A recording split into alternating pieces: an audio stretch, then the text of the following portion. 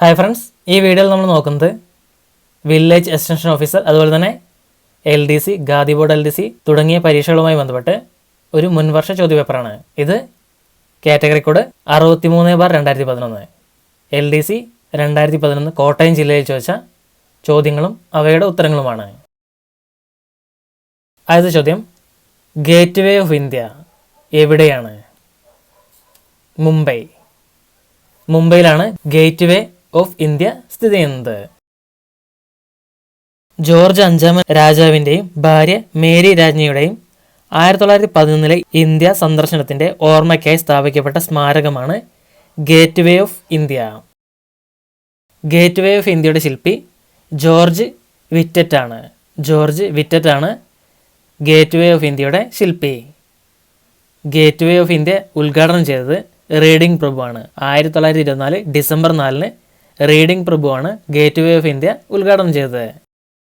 മുംബൈ തുറമുഖത്താണ് ഈ സ്മാരകം സ്ഥിതി ചെയ്യുന്നത്. മുംബൈ തുറമുഖത്തിനടുത്താണ് ഈ സ്മാരകം സ്ഥിതി ചെയ്യുന്നത്. സ്വതന്ത്ര ഇന്ത്യയിലെ ആദ്യത്തെ വിദ്യാഭ്യാസ വകുപ്പ് മന്ത്രി മൗലാന അബ്ദുൽ കലാം ആസാദാണ് സ്വതന്ത്ര ഇന്ത്യയിലെ ആദ്യത്തെ വിദ്യാഭ്യാസ വകുപ്പ് മന്ത്രി. മെക്കയിൽ ജനിച്ച ഇന്ത്യൻ സ്വാതന്ത്ര്യ സമര സേനാനിയാണ് മൗലാന അബ്ദുൽ കലാം ആസാദ്.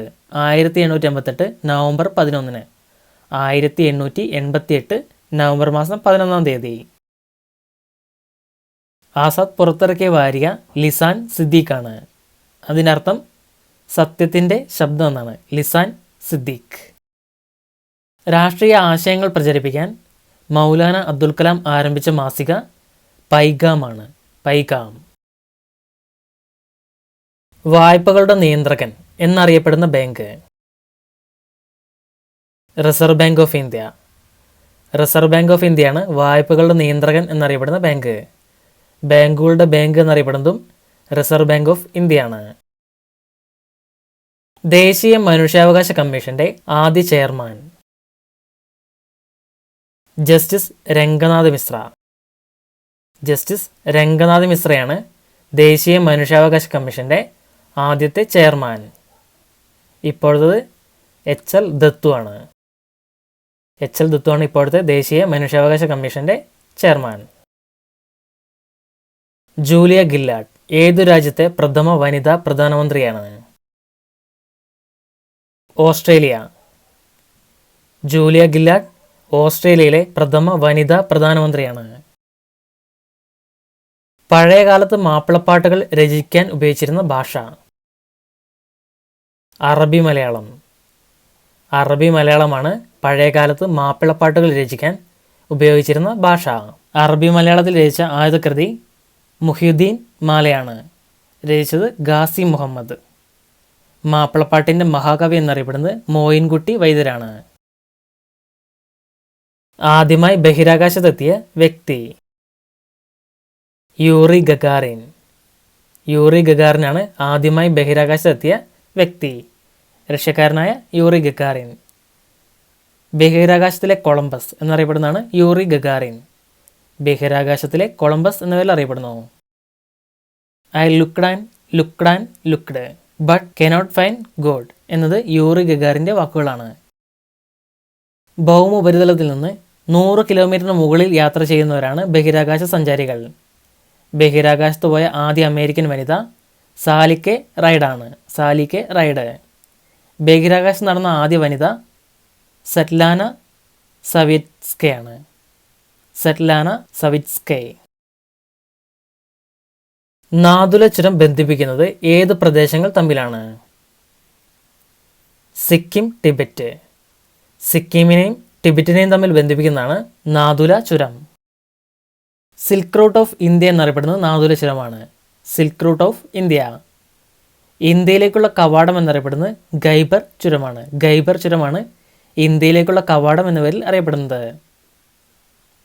സോജില ചുരം സ്ഥിതി ചെയ്യുന്നത് ജമ്മു കാശ്മീരിലാണ്. ജലപ്ല ചുരം സ്ഥിതി ചെയ്യുന്നത് സിക്കിമിലാണ്. കുബർലിഗഡ് ചുരം സ്ഥിതി ചെയ്യുന്നത് മഹാരാഷ്ട്രയിലാണ്. റോഹ്താങ് ചുരം സ്ഥിതി ചെയ്യുന്നത് ഹിമാചൽ പ്രദേശിലാണ്. വിക്ടോറിയ മെമ്മോറിയൽ എന്ന മ്യൂസിയം എവിടെയാണ്? കൊൽക്കത്ത. കൊൽക്കത്തയിലാണ് വിക്ടോറിയ മെമ്മോറിയൽ എന്ന മ്യൂസിയം സ്ഥിതി ചെയ്യുന്നത്. വിക്ടോറിയ മെമ്മോറിയലിൻ്റെ ശില്പി വില്യം എമ്മേഴ്സൺ ആണ്. William Emmerson. ഏഷ്യയിൽ ആദ്യമായി ഒരു മെഡിക്കൽ കോളേജ് സ്ഥാപിതമായത് കൊൽക്കത്തയിലാണ്. ഇന്ത്യയിലെ ആദ്യ സർവകലാശാല കൊൽക്കത്ത സർവകലാശാലയാണ്. ഇന്ത്യയിൽ ആദ്യമായി ഹൈക്കോടതി സ്ഥാപിച്ചതും കൊൽക്കത്തയിലാണ്. ഇന്ത്യൻ ഉപരാഷ്ട്രപതിയെ തിരഞ്ഞെടുക്കുന്നത് പാർലമെന്റിലെ ഇരുസഭകളിലെയും അംഗങ്ങൾ. പാർലമെന്റിലെ ഇരുസഭകളിലെയും അംഗങ്ങളാണ് ഇന്ത്യൻ ഉപരാഷ്ട്രപതിയെ തിരഞ്ഞെടുക്കുന്നത്. രാജ്യസഭയുടെ അധ്യക്ഷൻ ഉപരാഷ്ട്രപതിയാണ്. രാജ്യസഭയുടെ അധ്യക്ഷൻ. ഉപരാഷ്ട്രപതിയുടെ കാലാവധി 5 വർഷമാണ്. 5 വർഷം. ഉപരാഷ്ട്രപതിയെക്കുറിച്ച് പരാമർശിക്കുന്ന ഭരണഘടനാ വകുപ്പ് 63 മുതൽ 69 വരെയാണ്. ഇന്ത്യയുടെ ആദ്യത്തെ ഉപരാഷ്ട്രപതി ഡോക്ടർ എസ് രാധാകൃഷ്ണനാണ്. Doctor S Radhakrishnan. ഏറ്റവും കൂടുതൽ കാലം ഉപരാഷ്ട്രപതിയായിരുന്ന വ്യക്തി ഡോക്ടർ എസ് രാധാകൃഷ്ണൻ തന്നെയാണ്. വിവരാവകാശ പ്രസ്ഥാനം ആദ്യമായി ആരംഭിച്ച സംസ്ഥാനം രാജസ്ഥാൻ. രാജസ്ഥാനാണ് വിവരാവകാശ പ്രസ്ഥാനം ആദ്യമായി ആരംഭിച്ച സംസ്ഥാനം. പൗരന്മാർക്ക് അറിയാനുള്ള അവകാശം നൽകുന്ന ലോകത്തിലെ 55ാമത്തെ രാജ്യമാണ് ഇന്ത്യ. പൗരന്മാർക്ക് അറിയാനുള്ള അവകാശം നൽകുന്ന ലോകത്തിലെ 55ാമത്തെ രാജ്യം ഇന്ത്യയാണ്. വിവരാവകാശ നിയമത്തിൽ നിന്നും ഒഴിവാക്കിയിട്ടുള്ള വിവരങ്ങളെക്കുറിച്ച് പ്രതിപാദിക്കുന്ന വകുപ്പ് 8ാം വകുപ്പാണ്. ഔദ്യോഗിക വിവരങ്ങൾ വെളിപ്പെടുത്താനായി നിയമനിർമ്മാണം നടത്തിയ ആദ്യ രാജ്യം സ്വീഡനാണ്. 2012 നാഷണൽ ഗെയിംസിന് ആതിഥ്യം വഹിക്കുന്ന സംസ്ഥാനം ജാർഖണ്ഡ്. ജാർഖണ്ഡ് ആയിരുന്നു 2012 നാഷണൽ ഗെയിംസിന് ആതിഥ്യം വഹിച്ച സംസ്ഥാനം. നാഷണൽ ഗെയിംസിൻ്റെ ആദ്യത്തെ പേര് ഇന്ത്യൻ ഒളിമ്പിക് ഗെയിംസ് എന്നായിരുന്നു. ഇന്ത്യൻ ഒളിമ്പിക് ഗെയിംസ് ആരംഭിച്ചത് 1924 ലാഹോറിലാണ്. 1940 മുതൽ ദേശീയ ഗെയിംസ് എന്ന പേരിൽ അറിയപ്പെട്ടു. ദേശീയ ഗെയിംസിൻ്റെ മുദ്രാവാക്യം ഐക്യത, സമാധാനം, സഹകരണം എന്നിങ്ങനെയാണ്. ഐക്യത, സമാധാനം, സഹകരണം. കണ്ണൂരിലെ സെന്റ് ആഞ്ചലോ കോട്ട നിർമ്മിച്ച വിദേശ ശക്തി ഏത്? പോർച്ചുഗീസ്. പോർച്ചുഗീസ് ആരാണ് കണ്ണൂരിലെ സെന്റ് ആഞ്ചലോ കോട്ട നിർമ്മിച്ചത്? സെന്റ് ആഞ്ചലോ കോട്ട നിർമ്മിച്ചത് ഫ്രാൻസിസ്കോ ഡി അൽമേഡയാണ്. ഫ്രാൻസിസ്കോ ഡി അൽമേഡയാണ് സെന്റ് ആഞ്ചലോ കോട്ട നിർമ്മിച്ചത് 1505. കേരളത്തിൽ ഏറ്റവും കൂടുതൽ കോട്ടകൾ കാണപ്പെടുന്ന ജില്ല കാസർഗോഡാണ്. കേരളത്തിൽ ഏറ്റവും കൂടുതൽ കോട്ടകൾ കാണപ്പെടുന്ന ജില്ല കാസർഗോഡാണ്. എലിസ, വെസ്റ്റേൺ ബ്ലോട്ട് എന്നീ പരിശോധനകൾ ഏത് രോഗനിർണയവുമായി ബന്ധപ്പെട്ടിരിക്കുന്നു? എയ്ഡ്സ്. എയ്ഡ്സ് നിർണ്ണയിക്കാനുള്ള വിവിധ ടെസ്റ്റുകളാണ് എലീസ, വെസ്റ്റേൺ ബ്ലോട്ട് എന്നിവ. ഡിസംബർ 1 ലോക എയ്ഡ്സ് ദിനമാണ്. ലക്ഷദ്വീപിൻ്റെ തലസ്ഥാനം ഏത്? കവരത്തി. കവരത്തിയാണ് ലക്ഷദ്വീപിൻ്റെ തലസ്ഥാനം. ഇന്ത്യയിലെ ഏറ്റവും ചെറിയ കേന്ദ്രഭരണ പ്രദേശം ലക്ഷദ്വീപാണ്. പിറ്റി പക്ഷി സങ്കേതം സ്ഥിതി ചെയ്യുന്നത് ലക്ഷദ്വീപിലാണ്. കാർഗിലിലെ നുഴഞ്ഞുകയറ്റക്കാരെ തുരത്തുവാൻ ഇന്ത്യ നടത്തിയ സൈനിക നീക്കം operation Vijay.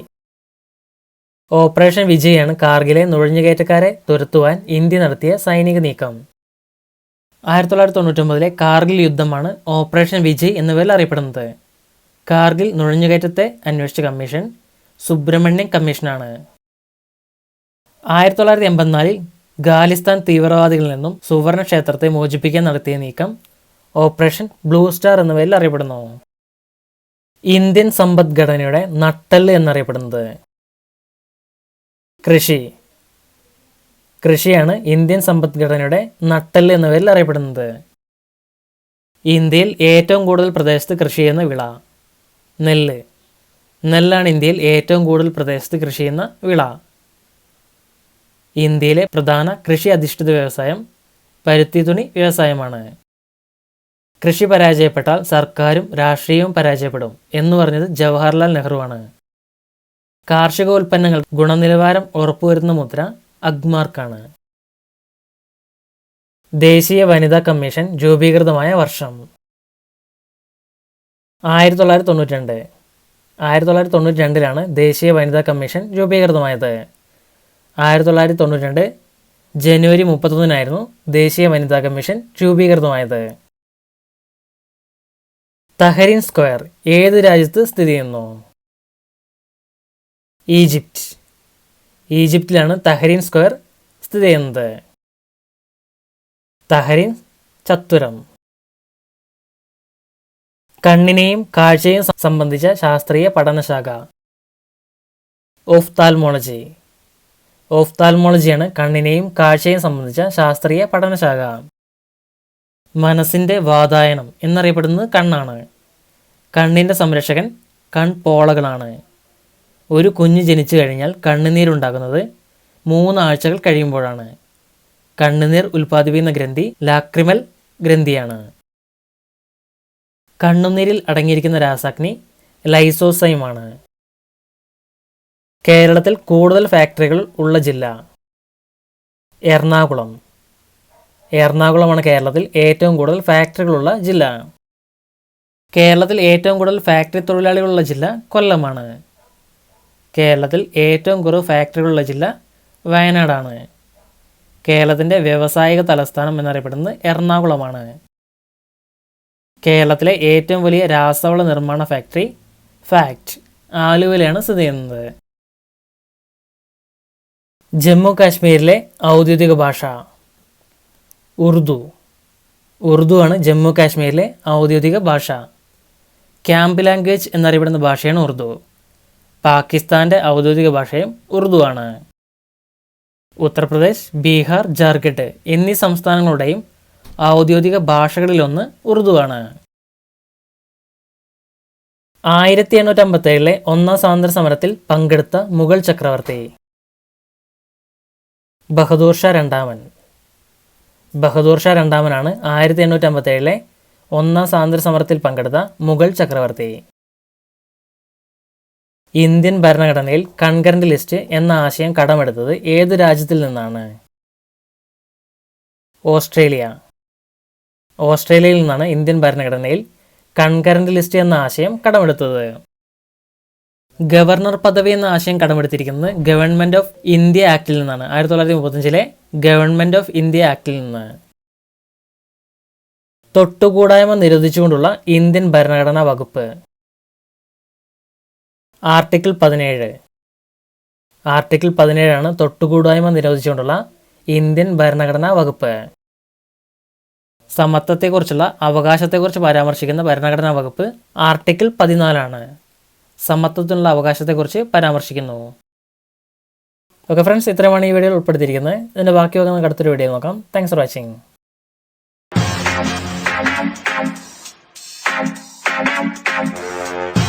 Subscribe for more videos. To get instant notification for new videos, click on the bell icon.